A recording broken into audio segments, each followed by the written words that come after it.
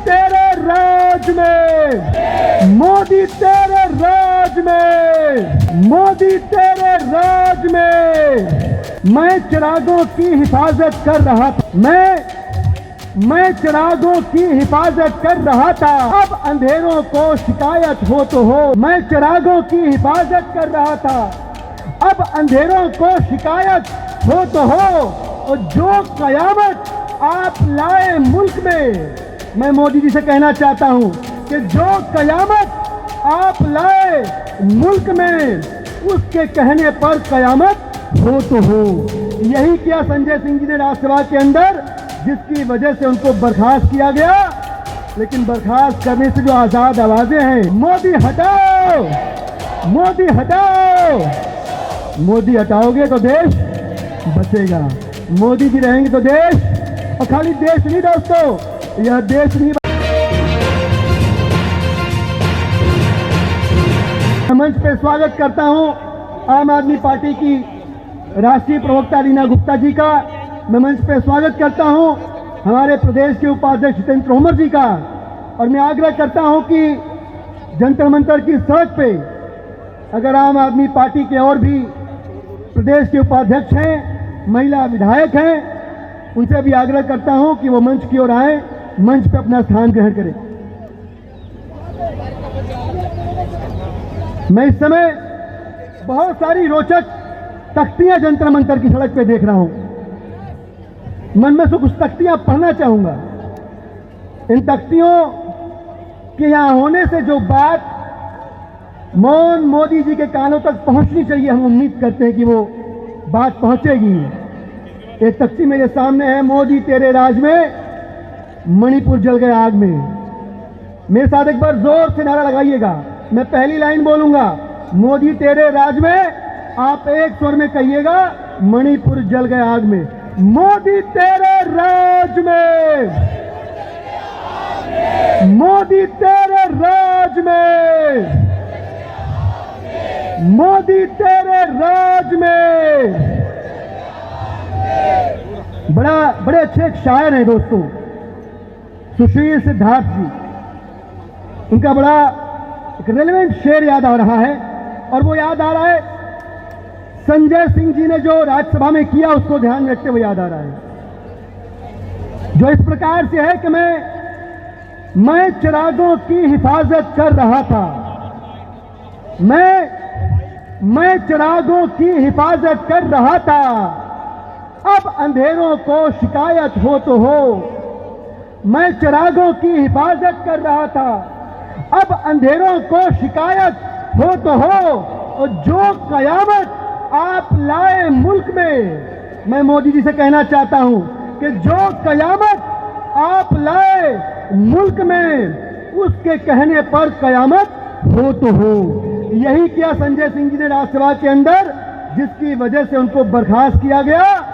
लेकिन बर्खास्त करने से जो आजाद आवाजें हैं, उन्हें जहां पहुंचना होता है वहां पहुंचती हैं, रुकती नहीं है। इस देश में महिलाओं के प्रति अपराध लगातार बढ़ रहे हैं। मणिपुर में जो हो रहा है, मणिपुर की जनता ने जो बर्दाश्त किया है, उसको कहते हैं सर से पानी का ऊपर होकर गुजरना। दोस्तों, महिलाओं के सम्मान की बात करने वाला यह देश, महिलाओं के मान को सर्वोपरि रखने वाला यह देश, और इस देश के प्रधानमंत्री जी, जब ये घटनाएं अप्रैल के दूसरे हफ्ते से घटित होना शुरू हुई मणिपुर में, तब से लेके आज तक 8 देशों में जा चुके हैं, 8 देशों में जा चुके हैं। 8 देशों में जाके पता नहीं क्या क्या बातें करी, लेकिन इस देश की आधी आबादी, मणिपुर की आधी आबादी के ऊपर जो हुआ, उस पर मोदी जी ने एक शब्द नहीं बोला, एक आवाज नहीं निकली उनके मुंह से।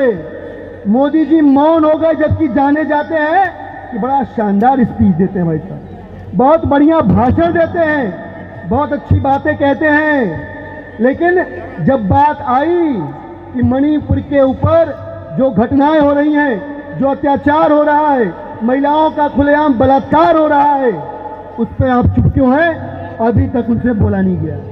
एक समाज के तौर पे मुझे लगता है कि हमें भी कलेक्टिव रिस्पॉन्सिबिलिटी लेनी चाहिए। हमें भी सामूहिक रूप से शर्मिंदा होना चाहिए। लेकिन मैं पूछना चाहता हूं, मैंने देखा कुछ लोग कह रहे हैं मणिपुर के मुख्यमंत्री इस्तीफा दो। इस देश के अंदर लॉ एंड ऑर्डर की जिम्मेदारी प्रदेश के मुख्यमंत्री की तो है ही, इस देश के गृह मंत्री की भी है। मैं इस मंच से पूछना चाहता हूं आप लोगों से, आप में से कितने लोग सहमत हैं? हाथ उठा के बताइए कि मुख्यमंत्री के साथ साथ देश के गृह मंत्री अमित शाह को भी इस्तीफा देना चाहिए कि नहीं देना चाहिए? इस्तीफा देना चाहिए कि नहीं देना चाहिए? इस्तीफा देना चाहिए कि नहीं देना चाहिए? बताइए। मणिपुर में न बेटी बच रही है, न घर बच रहा है, और केंद्र की सरकार इन सारे अत्याचारों के ऊपर चुप्पी लगा के बैठी हुई है। मेरे साथ कई सारे पार्टी के सम्मानित लोग, सीनियर लोग मंच पे मौजूद हैं। वे साथी भी अपनी बात धीरे धीरे रखेंगे। धीरे धीरे मैं इस कार्यक्रम को आगे बढ़ाऊंगा, लेकिन मेरे साथ अगर आप चाहते हैं कि यह देश बचे, अगर इस देश को बचाना है तो किसको हटाना है दोस्तों? इस देश को हटाना है तो किसको बचाना है? इस देश को हटाना है तो बचाना है तो किसको हटाना है?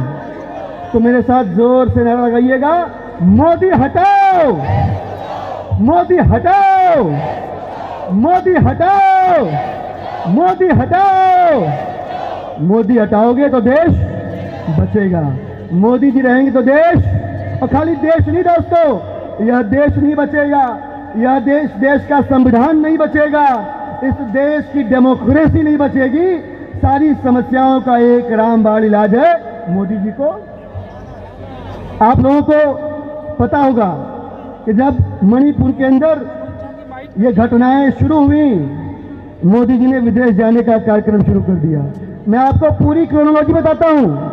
सेकेंड वीक ऑफ अप्रैल से ये घटनाएं शुरू हुई, और उसके बाद मई के महीने से 19 मई को मोदी जी जापान चले गए, 21 मई को पापुआ न्यू गिनी चले गए, 22 मई को ऑस्ट्रेलिया चले गए, 20 जून को अमेरिका चले गए, 24 जून को इजिप्ट चले गए, 13 जुलाई को फ्रांस चले गए, 15 जुलाई को यूएई चले गए।